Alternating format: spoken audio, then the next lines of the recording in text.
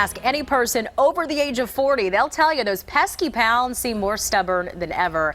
And while no plan is foolproof, there are a few simple things that you should know to help you on that journey toward losing some weight. So Dr. Kimberly Manning from Emory University School of Medicine and Grady Health Systems is here with some help. Good morning. Hi, good morning. Hey, glad to have you here today. Good morning. Thanks. Okay, so why is it though? Because you always hear people say this, but you never really knew if it was true. Turns out it is. It is. So why are things a little different though in your 20s and 30s versus your 40s? So it's not just in your head. So one of the big things is that your metabolism slows down. You burn like 300 calories less per day than you did in your 20s and 30s. That's like taking on 2 bags of potato chips that you didn't mean to take on. So you're not crazy if you think that you're holding on to more weight. Yeah, it really is harder and gets harder.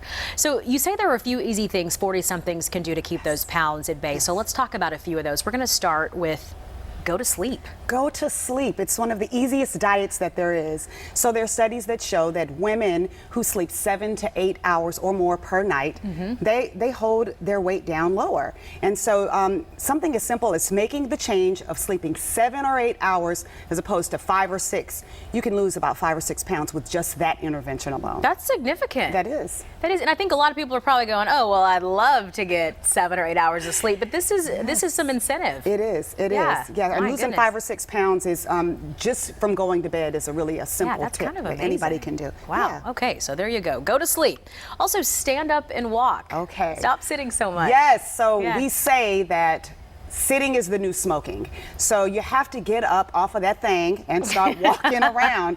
So now we have on our smart watches, our smartphones, reminders to get up and walk around. But what we know now from good data is that people who get up and walk and stand with these standing desks for our computers and everything now, they actually lose a few pounds just from that intervention alone. These are simple interventions, standing up and not sitting so much. Yeah, there you go. That is a really easy change there. Also, this isn't one we probably want to hear, but lower your portions, right? Yes. Don't eat so much. Right, because we know that now your metabolism is slowed down. You just, we know mama told you to clean that plate. You do not need to clean your plate. Smaller portions make a big difference. You have to get yourself used to eating a little bit less in your 40s. Okay, and when we're talking about specifically what we're eating, skipping sugars can help. Absolutely. So sugars, not the obvious sugar, right? The white sugar that's right in front of you is one thing, but white bread, white rice, all those hidden sugars, really get yourself in the habit of reading the labels and looking to see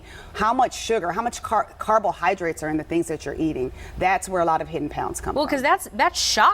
When you turn that label around, I mean, things you thought were healthy, you're like, whoa. Exactly. Yeah, that's a lot of sugar. Makes a big difference. On the flip side of that, though, you may be thinking, okay, well, I'll go with artificial sugars or maybe a diet drink, but that's not necessarily going to help either. That's true, and I think that's a big myth that if you drink diet sodas and diet drinks that it makes a huge difference. But what happens is that those artificial sweeteners, they send messages to your brain that make you want to eat more, that spike your insulin up. And in fact, people who cut out artificial sweeteners tend to lose a few pounds. And I know this one firsthand. When I cut out my diet sodas, I lost about 5 or 6 pounds with just that intervention alone. Wow. Drink water.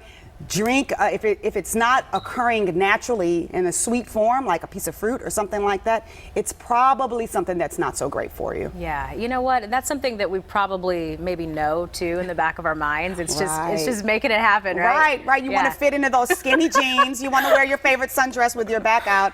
Go to sleep. Stop drinking all those diet drinks, and cut down that portion. Yeah, stand up. And stand up. You got to do that too. Okay, now I have this question. I was thinking about this. So we talked about how it gets harder at 40.